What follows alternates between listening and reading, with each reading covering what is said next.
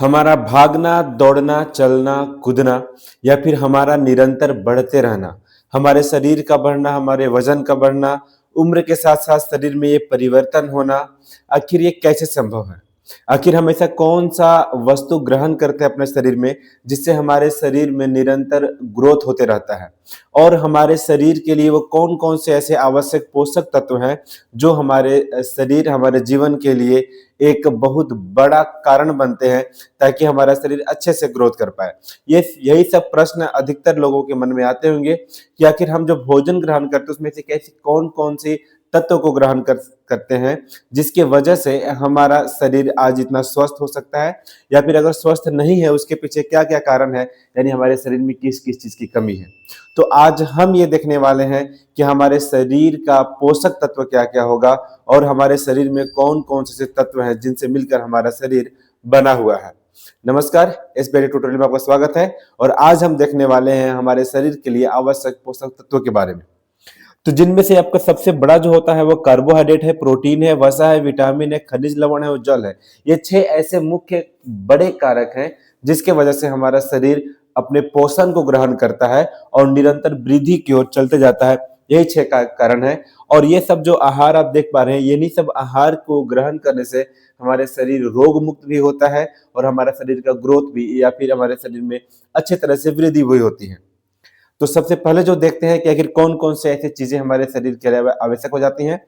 तो मानव शरीर में पाए जाने वाले पोषक तत्व कौन-कौन से होते हैं, इसके बारे में हम लोग अगर देखते हैं तो ऑक्सीजन, जिसका रासायनिक नाम O है, और ये लगभग 65% हमारे शरीर का भाग में ऑक्सीजन होता है, जिसके वजह से शरीर में पानी, रक्त और कोशिकाओं में जीवन के लिए आवश्यक जो चीजें हैं वो यही ऑक्सीजन से होता है। अब देखते होंगे अगर शरीर का ऑक्सीजन लेवल कम होता है तो शरीर में अनेकों तरह की बीमारी आने लगती है, यानी शरीर का ऑक्सीजन लेवल अच्छा होना चाहिए। डॉक्टर्स भी अधिकतर शरीर का ऑक्सीजन लेवल को चेक करते हैं। उसके बाद अगर देखते हैं शरीर में ऑक्सीजन के बाद क्या आवश्यकता है, तो कार्बन की भी उतनी ही अहमियत है, लेकिन हमारे शरीर में लगभग 18% जो हिस्सा है वो कार्बन की वजह से होता है और उसमें प्रोटीन है, वसा है, कार्बोहाइड्रेट है, यही सब कार्बन के आधार भी हो जाते हैं। अगर हाइड्रोजन की बात करें तो लगभग 10% हिस्सा हमारे शरीर का हाइड्रोजन से बना होता है, जिसमें पानी है और ये पानी ऊर्जा को देने का सबसे बड़ा स्रोत भी हो जाता है।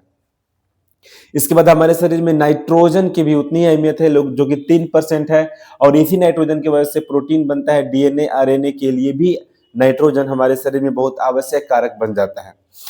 आगे देखते हैं तो कैल्शियम जो हमारी हड्डियों के लिए बहुत आवश्यक होता है, दांत और हड्डियां, इन सब के लिए कैल्शियम की आवश्यकता बहुत ज्यादा होती है।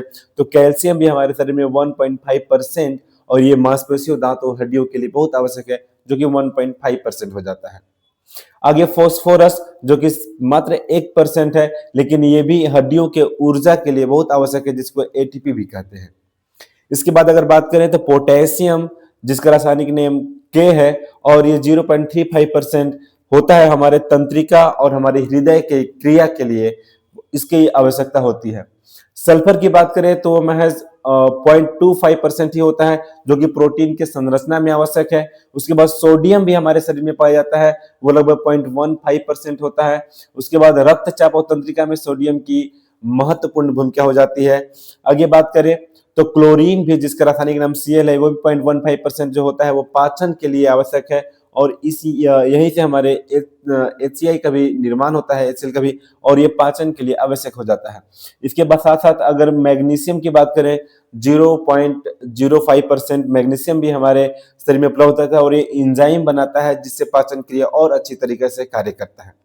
हमारे शरीर में आयरन की भी उतनी ही आवश्यकता है, जिसका रासायनिक नाम Fe हो जाता है, और ये 0.006% भूमिका आयरन की भी हमारे शरीर के निर्माण में होता है, और यही आयरन हीमोग्लोबिन और ऑक्सीजन को ढोने का काम करता है, एक जगह से दूसरी जगह लेकर जाने का काम करता है। अब इसके आगे हम देखते हैं कि कौन-कौन से पोषक तत्व जो हम ग्रहण करते हैं, जो जिनमें ये सभी चीजें पाई जाती हैं, चाहे वो कार्बन हो, चाहे ऑक्सीजन हो या फिर आयरन हो, ये सब पाए जाते हैं। तो कौन-कौन से ऐसे पोषक तत्व हमारे शरीर में होते हैं? सबसे पहले होते हैं कार्बोहाइड्रेट, जो ऊर्जा का सबसे बड़ा स्रोत होता है। उसके बाद पोषक तत्व में आ जाते हैं प्रोटीन होता है, प्रोटीन के बाद वसा होता है, खनिज लवण होते हैं, विटामिन होते हैं, और जल तो हमारे शरीर के लिए बहुत आवश्यक होता ही है। तो ये सभी ऐसे पोषक तत्व हैं जिसका ग्रहण हम लोग करते हैं, और हमारा शरीर इन्हीं पोषक तत्वों की वजह से स्वस्थ रहता है। और अगर इसका बैलेंस खराब हो जाएगा तो हमारा शरीर स्वस्थ नहीं रहेगा। बहुत सारी परेशानियां, बीमारियां आ सकती हैं अगर ये पोषक तत्वों का संतुलन सही हमारे शरीर में ना रहे। अब सबसे पहले हम देखते हैं कार्बोहाइड्रेट, इसमें क्या क्या ऐसी बातें हैं और कहाँ कहाँ से हमें कार्बोहाइड्रेट का प्राप्त होता है शरीर में, और ये हमारे शरीर के ग्रोथ में किस तरह से कार्य करता है। तो सबसे पहला जो हम कार्बोहाइड्रेट के बारे में बात करते हैं। कार्बोहाइड्रेट शरीर का मुख्य पोषक तत्व होता है। सबसे बड़ा पोषक तत्व अगर कुछ है तो कार्बोहाइड्रेट है, और ऊर्जा का प्राथमिक स्रोत भी कार्बोहाइड्रेट हो जाता है। शरीर में ऊर्जा का प्राथमिक स्रोत हो जाता है। उसके साथ कार्बोहाइड्रेट कार्बन, हाइड्रोजन और ऑक्सीजन से मिलकर बनता है। ऐसे पोषक तत्व जिसमें कार्बन भी हो, हाइड्रोजन भी हो और ऑक्सीजन भी हो, इन तीनों को मिलाकर कई कार्बोहाइड्रेट इसका नाम रखा गया है, और यहीं से हमारे शरीर को ऊर्जा भी प्राप्त होती है। कार्बोहाइड्रेट के अंदर होता क्या है, तो सबसे पहले शर्करा होता है जिसको हम लोग शुगर भी बोलते हैं। उसके बाद इसमें स्टार्च पाया जाता है। स्टार्च के साथ साथ इसमें रेशा, या फिर जनरल वर्ड में हम लोग बोले तो इसको में फाइबर भी पाया जाता है। तो एक कार्बोहाइड्रेट ये में यही तीन चीजें पाई जाती हैं, चाहे वो शर्करा हो, स्टार्च हो, या फिर फाइबर, या फिर रेशा जिसको बोलते हैं, वो कार्बोहाइड्रेट के अंदर होता है। आगे देखिए कि शुगर जो होता है, शर्करा, वो कहां कहां से आता है और वो क्या क्या लाभदायक है, कितना हमारे शरीर के लिए, इसके बारे में देखते हैं। तो शर्करा यानी शुगर कार्बोहाइड्रेट का एक मुख्य अंग हो जाता है। और शर्करा में क्या क्या पाया जाता है, तो शर्करा में ग्लूकोज पाया जाता है, फ्रक्टोज पाया जाता है, सुक्रोज भी होता है और लैक्टोज भी पाया जाता है। यानी शर्करा में ग्लूकोज, फ्रक्टोज, सुक्रोज और लैक्टोज, ये सभी पोषक तत्व शर्करा में पाए जाते हैं, शुगर में पाए जाते हैं। और इसमें ग्लूकोज का मुख्य स्रोत जो होता है वो होता है कुछ रसीली फल जो होते हैं, वही ग्लूकोज का मुख्य स्रोत भी हो जाते हैं। जैसे अंगूर हो गया, शहद हो गया, पके फल हो गए, यही सब पदार्थ जो अगर हम लोग प्राकृतिक जहां से प्राप्त होते हैं सीधा, वो यही सब होते हैं। और अगर खाद्य पदार्थों की बात करें तो शर्करा का स्रोत जो होता है वो चावल भी है, आलू है, गेहूं है, ऐसे इत्यादि सभी चीजें वो शर्करा में ग्लूकोज के प्रचुर मात्रा यही सबसे प्राप्त होता है। आगे हम बात करते हैं, फ्रक्टोज भी शुगर का ही एक अंग है, और इसमें फ्रक्टोज का मीठे फलों से में प्राप्त होता है। जैसे सेब हो गया, केला हो गया, आम हो गया, संतरा हो गया, शहद हो गया, इन सभी चीजों से फ्रक्टोज की प्राप्ति होती है। कुछ सब्जियां भी हैं जो फ्रक्टोज को प्रचुर मात्रा में देते हैं, जैसे कि जो रसीली सब्जियां होती हैं उन सभी सब्जियों में हमें फ्रक्टोज प्राप्त होता है। सुक्रोज का सबसे बड़ा जो स्रोत होता है वो चीनी होता है, और चीनी ही शुगर का मुख्य उत्पादक भी है, और यहीं से सुक्रोज मिलता है। सुक्रोज जो शुगर बनाता है, और ये शरीर का एक ऊर्जा का स्रोत भी कह सकते हैं अगर ये नियंत्रित मात्रा में रहे तो। इसके बाद देखते हैं लैक्टोजिन। तो लैक्टोजिन सबसे ज्यादा जो प्राप्त होता है वो दूध से प्राप्त होता है, और यह भी शुगर का ही एक अंग है।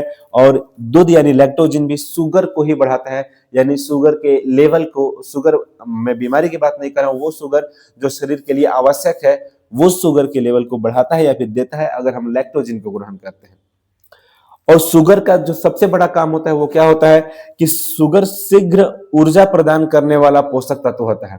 यानी यदि हमारे शरीर में ऊर्जा की कमी है और अगर हम लोग शुगर को ग्रहण करते हैं तो हमारे शरीर में तुरंत ऊर्जा का उत्सर्जन हो जाता है। जैसे कि ग्लूकोन डी वगैरह पीना जो होता है शरीर को ऊर्जा देता है, तो ग्लूकोन डी वगैरह में शुगर की मात्रा ही अधिक होती है और वहीं से हमें ऊर्जा की प्राप्ति होती है। तो शुगर जो होता है वो जल्दी ऊर्जा देने वाला एक तत्व हो जाता है और शरीर को जल्दी ऊर्जा देता है। ये सब कुछ ऐसे खाद्य पदार्थ हैं जो आप देख रहे हैं, ये सब भी शर्करा के मुख्य स्रोत हैं, यानी शुगर के मुख्य स्रोत हैं। यहीं से चाहे चीनी हो गया या फिर पेय पदार्थ हो गए, केक, बिस्किट, ये सभी चीजें, साथ में फल भी हो गए, या फल, फ्रूट, जूस, शहद सबसे बड़ा चीज होता है, शहद भी है। ये सभी चीजें से हमारे शरीर को शुगर की प्राप्ति होती है, यानी हमारे शरीर में शुगर का जो अंश है यहीं से बढ़ता है। आगे देखते हैं स्टार्च क्या होता है और स्टार्च से क्या क्या लाभ होते हैं हमारे शरीर में। तो यह जटिल कार्बोहाइड्रेट है। जटिल कार्बोहाइड्रेट का मतलब है कि यह आसानी से नहीं पचता है, इसको पचने में थोड़ा सा समय लगता है, या इसका पाचन धीमे धीमे होता है, और ये ऊर्जा को देर तक अपने पास संग्रहित करके रखता है। मानव शरीर को स्थायी ऊर्जा देने वाला पोषक तत्व अगर कुछ है तो वो स्टार्च है। स्थायी यानी कुछ समय तक ये ऊर्जा को प्रदान करेगा। जहां शर्करा तुरंत ऊर्जा देता है वहां पे स्टार्च होता है वो तुरंत नहीं बल्कि धीरे धीरे ऊर्जा देता है, लेकिन ये लंबे समय तक ऊर्जा प्रदान करता है। शर्करा तुरंत ऊर्जा देता है लेकिन इसका ऊर्जा की क्षमता समाप्त भी हो जाती है। लेकिन अगर बात करें स्टार्च की तो स्टार्च धीरे धीरे ऊर्जा देगा लेकिन इसका ऊर्जा जल्दी समाप्त नहीं होता है, वो लंबे समय तक ऊर्जा देते रहता है। आगे बात करें तो यह मुख्यतः पौधों में पाया जाता है, जो स्टार्च होता है वो मुख्यतः पौधों में पाया जाता है। इसका मुख्य स्रोत क्या क्या हो जाते हैं, तो स्टार्च का मुख्य स्रोत हो जाएंगे चावल, गेहूं, मक्का, आलू, शकरकंद, बाजरा, ज्वार, दाल, कच्चा केला इत्यादि। ये सभी स्टार्च के मुख्य स्रोत हो जाते हैं जहां से हमें हमारे शरीर को स्टार्च प्राप्त हो सकता है। स्टार्च का आदर्श मात्रा ही उपयोगी होता है। अगर हम इसको आदर्श मात्रा में नहीं लेंगे तो स्टार्च उपयोगी नहीं होगा। और आगे बात करते हैं कि स्टार्च कहां कहां से प्राप्त होता है, तो चावल से, गेहूं से, मक्का से, आलू से, ये इन सब जैसे शकरकंद हो गए, बाजरा, ज्वार, कच्चा केला। ये कच्चा केला पे ध्यान रखिएगा, पका केला नहीं, कच्चा केला। पका केला शुगर का स्रोत हो जाएगा, वो कच्चा केला स्टार्च का स्रोत होता है। तो ये सब मुख्य ऐसे आहार हैं, मुख्य ऐसे खाद्य पदार्थ है जिससे शरीर को स्टार्च की प्राप्ति होती है और वो देर तक ऊर्जा को बनाए रखता है। जो कार्बोहाइड्रेट का तीसरा और सबसे बड़ा अंग या सबसे महत्वपूर्ण अंग हो जाता है वो होता है फाइबर। अब हम देखते हैं कि फाइबर के क्या क्या लाभ है, क्या क्या हानि है, या फिर फाइबर से हमें और कौन कौन सी अच्छे पोषक तत्व प्राप्त हो सकते हैं और जो स्रोत कौन कौन से हैं फाइबर के बारे में।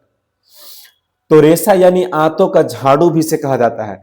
सबसे बड़ी फाइबर का जो उपयोग होता है वो होता है कि अगर किसी का हजम सही से नहीं हो रहा, कब्ज का परेशानी है, तो ये मान लिया जाता है उसमें फाइबर की कमी है। अगर आप फाइबर का इस्तेमाल लगातार कर रहे हैं और अच्छी मात्रा में, संतुलित मात्रा में फाइबर का उपयोग कर रहे हैं, तो आपके आंत साफ रहते हैं और ये पाचन में बहुत अच्छा लाभदायक एक तत्व है और वो शरीर को पाचन क्रिया अच्छा करता है। इसीलिए इसको आंतों का झाड़ू कहते हैं, क्योंकि आंत को अच्छी तरह से साफ करने में मददगार होता है फाइबर। फाइबर भी कार्बोहाइड्रेट का ही एक अंग होता है। फाइबर का पाचन नहीं होता है, यानी जो फाइबर अगर हम यूज करें तो उसका पाचन नहीं होगा, लेकिन ये बाकी पोषक तत्वों के पाचन में बहुत उपयोगी होता है। यह शरीर को ऊर्जा भी नहीं देता है। फाइबर का दो चीजें, ये पाचन भी नहीं करता है और ये शरीर को ऊर्जा भी नहीं देता है। यह बाकी भोजन के पाचन में सहायक होता है, यानी मदद करता है। इसका खुद पाचन नहीं होता है, लेकिन बाकी जो अगर पोषक तत्व हमारे शरीर में है उसको पाचन में फाइबर काफी सहायक होता है और काफी उसको मदद भी करता है। आगे बात करें तो फाइबर मुख्य दो प्रकार के होते हैं। एक होता है घुलनशील फाइबर या रेशा, दूसरा होता है अघुलनशील फाइबर या रेशा। अगर हम बात करें घुलनशील में, तो घुलनशील जो रेशा होता है उसमें पानी में आसानी से घुल जाता है। ऐसे फाइबर जो पानी में आसानी से घुल जाता है उसको घुलनशील रेशा या घुलनशील फाइबर भी कहते हैं। इसमें कोलेस्ट्रॉल कम पाया जाता है और साथ ही साथ इसमें रक्त शर्करा नियंत्रित करता है। यह जो होता है वो ब्लड शुगर को नियंत्रित करता है। अगर हम फाइबर अच्छी तरीके से ले रहे हैं तो यह रक्त शर्करा यानी ब्लड शुगर को भी नियंत्रित करेगा। इसका जो मुख्य स्रोत होगा वो सेब हो जाएगा, जौ, ओट्स जो हम लोग खाते हैं वो हो जाएगा, दाल खाने से अच्छा रहेगा, और फलियां। अगर आप इन सब चीज का सेवन करें तो आपका जो ब्लड शुगर है वो भी कंट्रोल रहेगा और ये एक घुलनशील फाइबर यानी होता है और ये आपके शरीर में काफी लाभदायक भी होता है। अब इसके बाद दूसरा जो होता है वो होता है अघुलनशील रेशा या अघुलनशील फाइबर।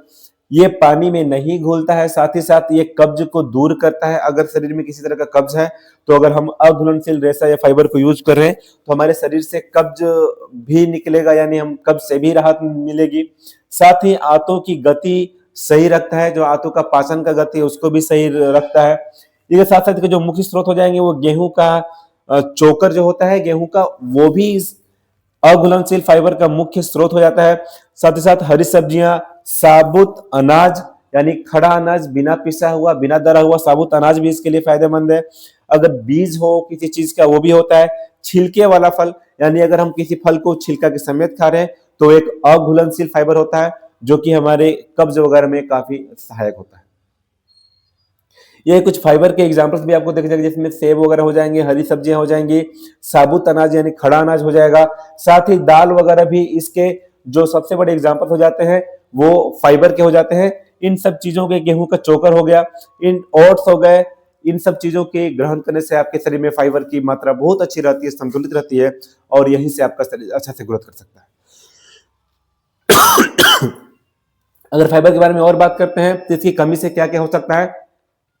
अगर आपके शरीर में फाइबर की कमी है, अगर हमारे शरीर में फाइबर की कमी हो जाती है तो हमें कब्ज हो सकता है, गैस हो सकता है, अपच हो सकता है यानी खाना पचने में दिक्कत हो सकता है, हमारा मोटापा भी बढ़ सकता है, हमारी डायबिटीज भी बढ़ सकती है और आंत संबंधी परेशानियां, जो हमारी बड़ी आंत या छोटी आंत होती है उसके संबंधी परेशानियां भी फाइबर के कम होने से हो सकती है। और अगर फाइबर ज्यादा हो जाए, रेशा अधिक हो जाए शरीर में तो क्या होगा, तो पेट फूलने लगेगा, गैस बनेगा, खनिजों का अवशोषण इत्यादि, ये सारी परेशानियां फाइबर के अधिक हो जाने से भी हो जाती है।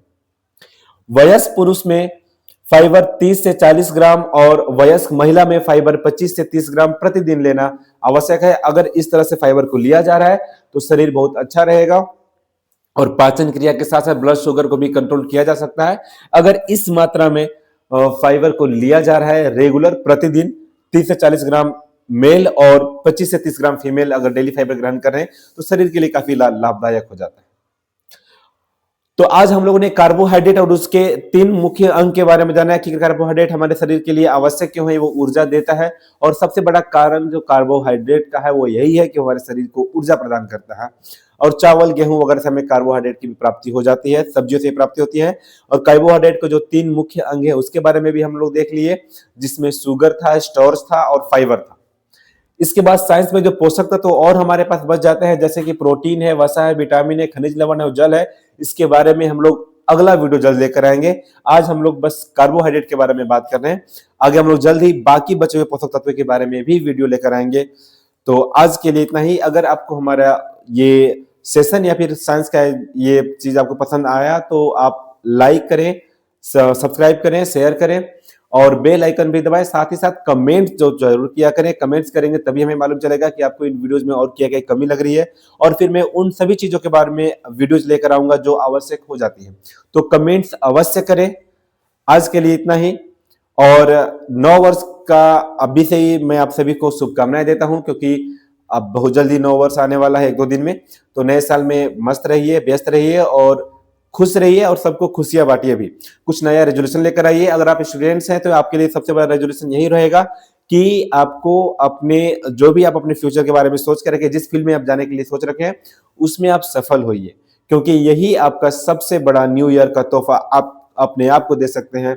दुनिया आपको नहीं देगी, आप अपने आप को न्यू ईयर का तोहफा देंगे। आप एक अच्छे पोजीशन पे पहुंच जाते हैं। तो आज के लिए इतना ही। हम लोग जल्दी मिलते हैं अगले वीडियो में। आज के लिए इतना ही। धन्यवाद।